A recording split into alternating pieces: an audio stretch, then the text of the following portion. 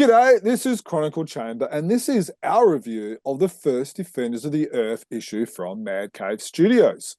Issue 1 comes out August 14th, 2024, and we've been given an advance copy to release our review to coincide with the release.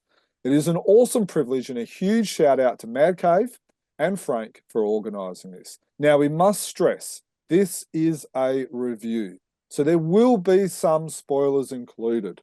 Before we go into our review, if you have not read it, go and read it. And we would also recommend you checking out our platforms because we have also published 2 interviews with the writer and illustrator of the series, Dan and Jim. Now, I am Jermaine, and alongside me is Dan Fraser, and also a new reviewer called Scott Wayden from the USA, who will also be giving us his thoughts on issue 1 and hopefully ongoing.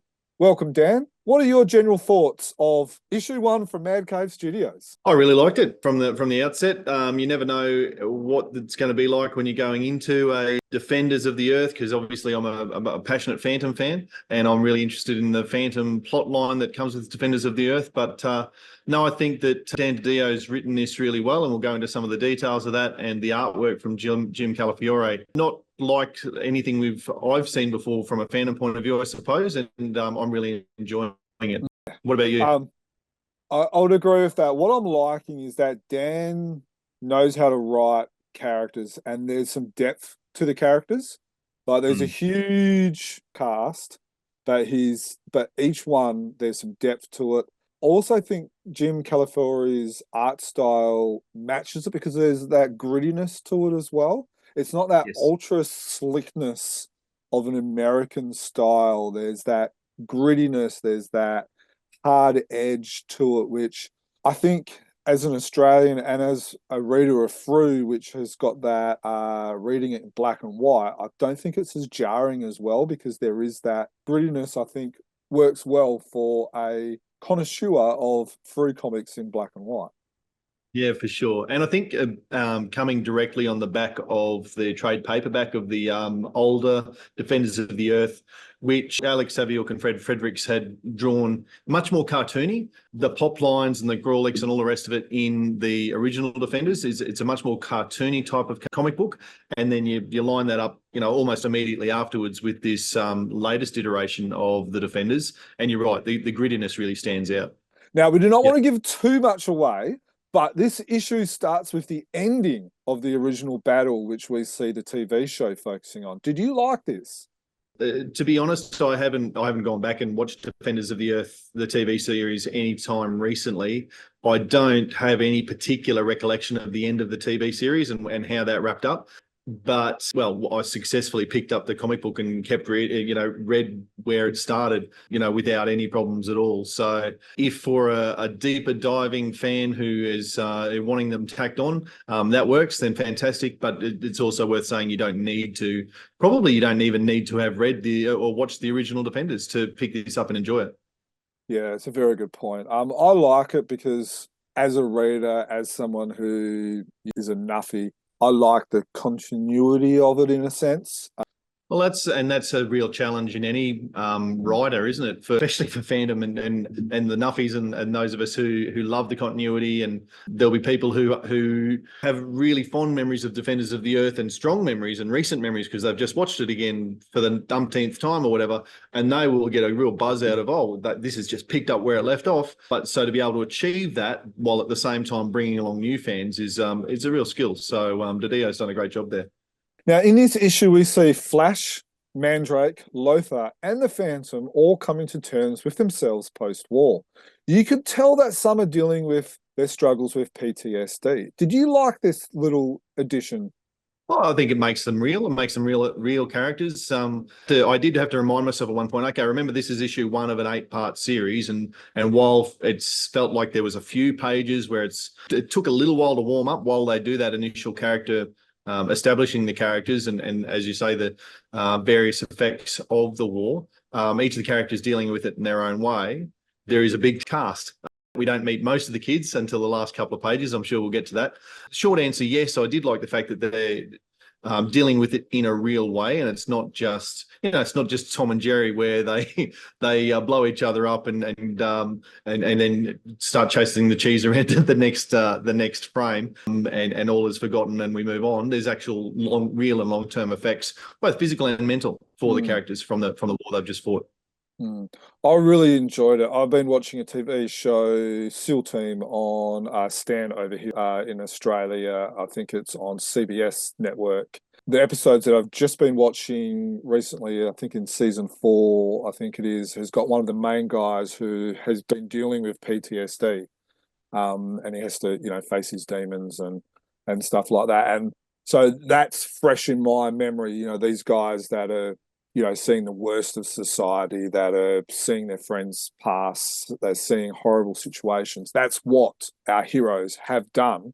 Everyone else moved on in the world, but these guys are obviously still dealing with some issues. And it'll be interesting to see what was the reasoning behind Dan for focusing on that, whether there was a personal issue or something like that. But I really enjoyed it, and hats off to Dan for exploring that.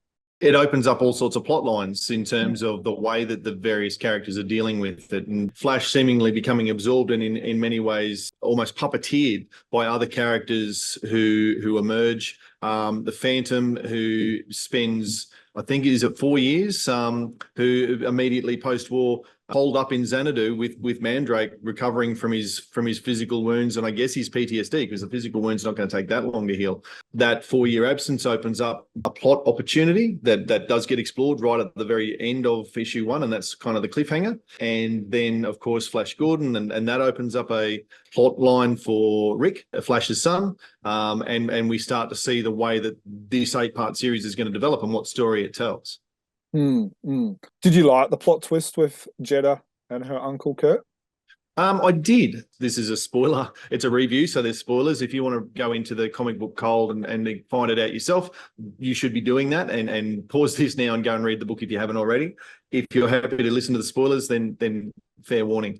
As I said, the Phantom being away from Bengala for the 4 years opens up what is happening in Bengala and where is the Phantom gone. In the last few pages of the book, as we see that explored with Kirk and Jeddah, I really liked the inclusion of Kirk, because of all the Defenders of the Earth cartoon shows that I watched, that's one that stands out in my memory, because that was a Phantom-based episode that talked about, that explored Kirk as the brother of the mask-wearing, ring-bearing Phantom, and he wanted to get the role, and you just knew in that episode that he would be a bad Phantom. He was dealt with in the episode, and he has come back in the comic book, which I think is a great shout from Dan DiDio to go back to that. When it first emerged, you spend the first couple of pages not knowing that it's Kirk, and you just see the Phantom operating in a way that is not very Phantom-like at all, and you sort of, that was jarring for me. You spend the first couple of pages going, oh, this isn't the Phantom, this isn't my Phantom, have they got this wrong? And then there's the reveal that is actually Kirk is filling the void, and as the cartoon series alluded, is a bad Phantom, and we see exactly how bad he is. So I really liked that, and as I sort of hinted at before, it gives a plot direction for the Phantom's character across the rest of this 8-part series.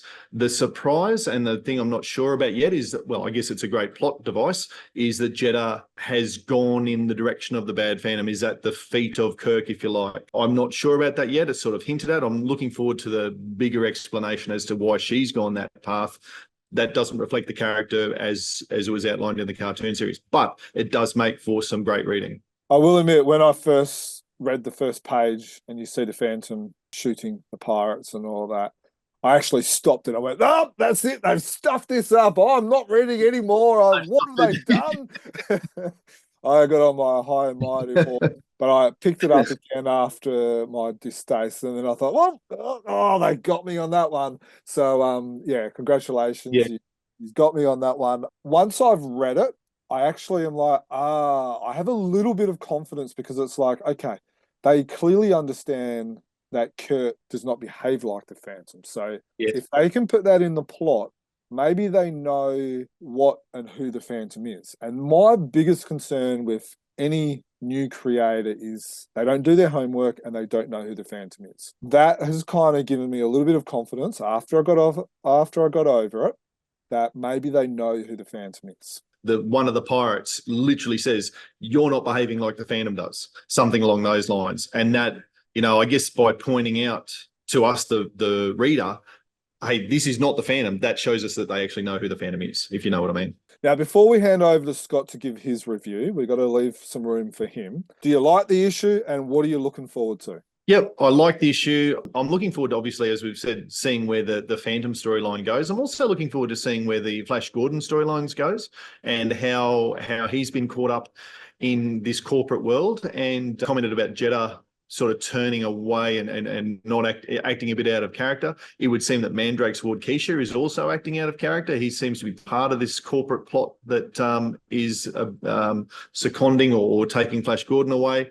The development of the relationship between Rick and his father Flash. There's a lot going on. There's a lot I'm looking forward to in the plot, and I'm really looking forward to getting my hands on a copy of the variant cover with the Galoob toy.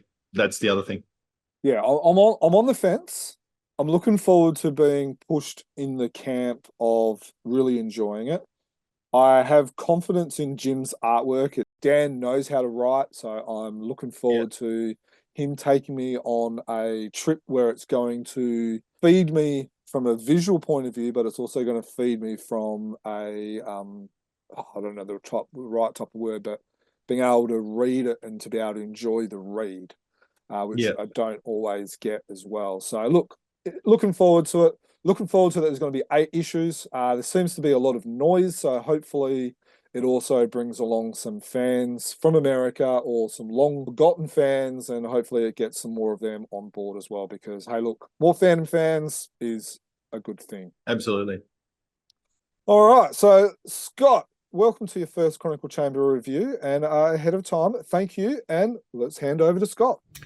Hi, I'm Scott, and on behalf of ChronicleChamber.com, I'm reviewing Defenders of the Earth, Issue 1 from Mad Cave Studios. If you're familiar with the cartoon from the 80s, you're going to be familiar with a lot of the things happening in this book. If you're not, that's okay. Mad Cave Studios recently released a free preview online that you can download and check out, and there's a lot of exposition that eases you into what's going on here. Essentially, what you need to know is that the Defenders of the Earth are a Justice League or Avengers type of team composed of Mandrake the Magician, which is a Leaf-Out character, the Phantom, which is also a Leaf-Out character, Flash Gordon, and Lothar, and then their children. You have Jeddah for the Phantom, Kashin for Mandrake, LJ for Lothar, and then Rick Gordon for Flash Gordon. Now, the one big difference here is that many people who are familiar with Flash Gordon would know that he had a relationship or was married to, at some point, Dale Arden. As in the cartoon, the same is the case in the book. Dale Arden is no longer, and she is part of a computer program. Now, this first story was written by Dan DiDio, with art by Jim Calafiore and colors by Juancho. It's a beautiful story. It takes place in 2 different timelines. There's a lot of action. And like I said, there's a lot of things you'll be familiar with if you know the cartoon, like the ice robots, the team kind of coming together, the camaraderie. But it's been aged up for the likely older audience for this book. So in this case, whereas in the cartoon, the Phantom didn't use guns really, he's using them all the time here with his revolvers. And there's a little blood. The violence and the action is a lot more intense. And depending on your mileage, that might be a fun thing. This book is very fast-paced, especially in the beginning, as in it opens right at the end of that free preview and takes place in 2020 with the final day of Earth's war with Mangual, which is where Flash Gordon villain Ming the Merciless is from. It's a very jarring opening. There's a lot of action and explosions, and at one point it looks like the heroes are going to lose, but at the last second, something comes in to save the day and saves Earth from this destruction from Ming the Merciless. Now, the rest of the book jumps forward 4 years, and it kind of reintroduces us to, who the Defenders of the Earth are, as well as where are they now. It's kind of like, if you've ever seen the movie Ghostbusters 2, it's kind of like that situation where things are splitting because it's been 4 years, people have moved on, characters are doing their own thing. The Defenders of the Earth is still around, the building exists, but Flash Gordon seems to have gone corporate. Mandrake is, contemplating giving up being a hero and going back to the stage. The Phantom is kind of out of it for this book. A lot of it actually follows Rick Gordon. He's kind of our guide to reintroduce us to, these characters, the fellow children, as well as the heroes. And this is the perfect setting for Dan DiDio and Calafiore to really lay the groundwork of several mysteries that are at play in this book. I think you'll like them. We have kind of a long-running mystery of, a secret villain that may or may not be pulling strings in the shadows. Actually, as you read this book, if you note the scene where Rick Gordon goes to visit his father, if you're very close and pay attention to those paneling and then what's going on in the background of those panels, you might see something that it's only in one specific panel, just in the background, that sets you off that something isn't right. We don't know who or what that is, but it definitely seems like villain potential. Elsewhere, you have other things at foot. Bengala, the Phantom's home, something weird is going on there. For most of the book, there are concerns of where Jetta's at. Where is Jetta Walker? We don't know. We get the answer to that at the end, as well as a tease on a potential villain that may terrorize the Phantom. Now, if you've seen the Defenders of the Earth cartoon, or read the previous graphic novel, collected edition that they just recently released, you probably are familiar with who this villain is. Doesn't take much to grasp at it. There's just a one-word relation that they'll mention that kind of suggests who this character is. But for those who aren't familiar, it's kind of exciting to see this, so many layers and stories at play. In the book itself, it's beautifully done. The artwork, the coloring, the art carries a quality that's very reminiscent of the show, kind of has a similar color scheme, maybe a little bit brighter, but that feel and that vibe is there, just aged up, like I mentioned earlier. I think fans are going to like it, and I think you'll like it too, especially if you are a Defenders of the Earth fan. If you aren't, like I said, easy to get into. There's a lot of action, a lot of mysteries going on. Dan DiDio, who is a pro at comics, he worked at DC Comics for a very long time running the ship there as head editor. He's definitely putting his pieces in play for a long-form narrative that'll probably be exciting, full of twists and turns, and double crosses. Hope you check it out, and I hope you enjoy it. This is Scott, working on behalf of chroniclechamber.com. If you want more from me, you can find me on threads at writer_Scott or at my personal website, scottwaldenwrites.com. Thanks, and we'll talk to you next time. Thank you for listening and or watching us. Our website is chroniclechamber.com and email is chroniclechamber@gmail.com. We would love to hear your thoughts, feedback, your own review and opinions of this issue and anything else on our social media platforms and or over at the YouTube channel. You can subscribe to us via YouTube or through your favorite podcast apps, including iTunes or Spotify. And as always, happy phantoming. Happy phantoming.